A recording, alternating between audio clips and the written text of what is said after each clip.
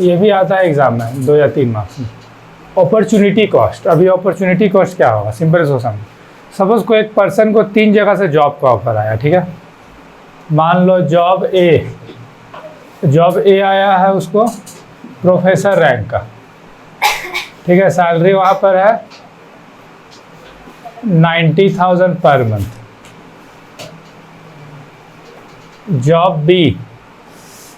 Job B में उसको मिला बैंक पीओ का जॉब, ठीक है। बैंक पीओ मतलब होता है प्रोविजनरी ऑफिसर।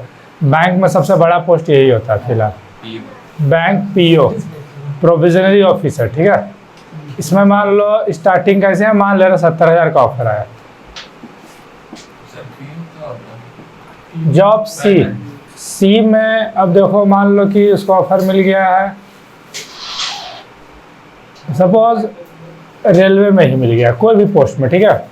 सैलरी होगा मान लो वहाँ पर 40,000 पर मंथ। तो अब वो जो पर्सन है वो कौन सा जॉब को प्रीफर करेगा? जनरली कोई भी देखता है सैलरी प्रीफर करता है, लेकिन मान लो कि वो एरिया कहीं और होगा, जॉब का लोकेशन मान लो कि ये लोकेशन उसका अपना होम टाउन में होगा। बहुत सारा फैक्टर रहता है साथ में, ये होम टाउन में होगा, ये कोई दूसरा टाउन में होगा। तो हर आदमी का परसेप्शन अलग अलग है, ठीक है। ऐसा तो नहीं है कि हर आदमी मतलब ये जो सेलेक्ट कर रहा हो ये अगला भी सेलेक्ट करे, तीनों में अलग अलग कंडीशन भी अप्लाइड होगा, ठीक है। तो फिलहाल मान लो कोई जॉब ए सेलेक्ट किया, तो उसके लिए अपॉर्चुनिटी कॉस्ट का मतलब ही होता है अपॉर्चुनिटी। जब तुम्हारे पास 2-3 ऑप्शन में तुम एक किसी को सेलेक्ट करते हो, this is called opportunity cost. मतलब तुम्हारा अपॉर्चुनिटी ये था, इसमें तुमको कोई अपॉर्चुनिटी नहीं दिखा, लेकिन कोई अगर बी सेलेक्ट कर लेता है तो इसका उसके लिए कोई अपॉर्चुनिटी नहीं है इसके कंपेयर में, उसके लिए बी बेस्ट है। तो इसी को हम लोग क्या बोलते हैं, अपॉर्चुनिटी कॉस्ट। अब एक मीनिंग सुनो, अभी क्लियर हो जाएगा। The opportunity cost anything is the next best alternative that could be produced instead of same factor by equivalent group factor costing the same amount of money।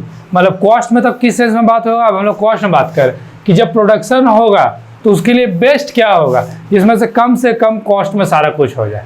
तो वो देखेगा 2-3 option देखेगा कि हाँ ये बना रहे तो इतना कॉस्ट लग रहा है, इसको बना रहे तो इतना कॉस्ट लग रहा है, इसको बना रहे तो इतना कॉस्ट, तो उसमें से वो किसी एक को वो सेलेक्ट करेगा। जैसे नॉर्मल अगर हम लोग कोई ओकेजन अरेंज करते हैं, शादी पार्टी आदत कोई भी चीज़, तो उसमें वो देखते हैं ना 2-3 जगह कॉस्ट को कंपेयर करते हैं, फिर कैसे जो लगता है बेस्ट है उसको लेते हैं। तो वही तो अपॉर्चुनिटी कॉस्ट है जिसको तुम रियल लाइफ में भी यूज करता है, जान ही रहा कि हाँ जहाँ बेस्ट और कम दाम पे मिल जाए, तो यही होता है अपॉर्चुनिटी कॉस्ट। तो एग्जाम में इसका प्रॉपर मीनिंग लिखना, और एग्जाम्पल में तुम लोग ऐसा एक लिख सकता है। तो ये याद रखना, अपॉर्चुनिटी कॉस्ट इसी को बोलते हैं कि कोई एक बेस्ट ही वो चुनेगा, लेकिन बाकी के लिए उसके लिए अपॉर्चुनिटी नहीं होगा, एक उसका बेस्ट होगा, बाकी को 2 को सेक्रीफाइस कर देगा। चलो अब नेक्स्ट सुनो थोड़ा। एक अपॉर्चुनिटी कॉस्ट हो गया, नेक्स्ट होता है फिक्स्ड कॉस्ट। ये तो देखो नाम से ही क्लियर है, फिक्स्ड मतलब क्या हो गया, जो खर्च है वो क्या रहेगा, पूरी फिक्स्ड रहेगा, उसको क्या बोलेंगे हम लोग, फिक्स्ड कॉस्ट। और वेरिएबल कॉस्ट का मतलब हुआ जो खर्च क्या होगा, प्रोडक्शन के साथ चेंज होगा। मतलब जो प्रोडक्शन में जो खर्च फिक्स्ड होगा उसको बोलेंगे फिक्स्ड कॉस्ट, और प्रोडक्शन के साथ जो चेंज होगा। जैसे मान लो एक एग्जांपल देते हैं, जैसे suppose rent of building,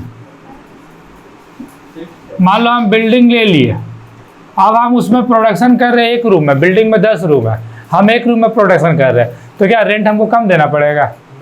rent क्या हो जाता है, फिक्स, पूरा बिल्डिंग का ही रेंट है। तो चाहे हम प्रोडक्शन करें एक रूम को यूटिलाइज करें या 2 रूम का, हम पूरा एरिया लिया तो हमको पूरा एरिया का रेंट देना पड़ेगा। तो इसका एग्जांपल एक तरह से फिक्स कॉस्ट का एग्जांपल में याद रखना कि जैसे हम लोग बोल सकते हैं रेंट ऑफ बिल्डिंग। देखो याद, इस सब कॉन्सेप्ट को करने के लिए एग्जांपल ही याद रखना, उसी से दिमाग में लिख सकते हो और एग्जाम में आसान होगा। यहाँ 1-2 एग्जांपल है। सैलरी ऑफ मैनेजर, जो सैलरी वर्कर रहेगा वो तो भाई लेगा अपना सैलरी, चाहे काम हो या नहीं हो। तो वेरिएबल कॉस्ट में क्या आ गया, जो प्रोडक्शन के साथ चेंज होता है। जैसे मान लो कि हम लोग बोल दिए रॉ मटेरियल का कॉस्ट। रॉ मटेरियल क्या है, मार्केट पे इसका रेट चलता है, ये बढ़ भी सकता है घट भी सकता है, लेकिन मान लो हम 10 यूनिट लिए, 10 यूनिट, तो उसका कॉस्ट अलग होगा। हम 20 यूनिट लिए तो उसका कॉस्ट अलग होगा, हम 30 यूनिट लिए तो उसका कॉस्ट अलग होगा। तो variable cost are completely change with the effect of production. और सेम यहाँ पर देखो यही मीनिंग भी है यहाँ पर वेजेस दिया है, लेबर का, पावर है, स्टाफ का, यहाँ पर सारा कॉन्सेप्ट। तो याद रखना फिक्स कॉस्ट, वेरिएबल कॉस्ट। अब एक क्वेश्चन बनाते हैं जिसमें बहुत सारा कॉस्ट को कवर करेंगे, जैसे होता है total fixed cost, total variable cost, और सबका टेबल हम बता देंगे, फिर ग्राफ तुम लोग प्रैक्टिस करना। टेबल का जो डेटा रहेगा उसके बेस पर ग्राफ होगा।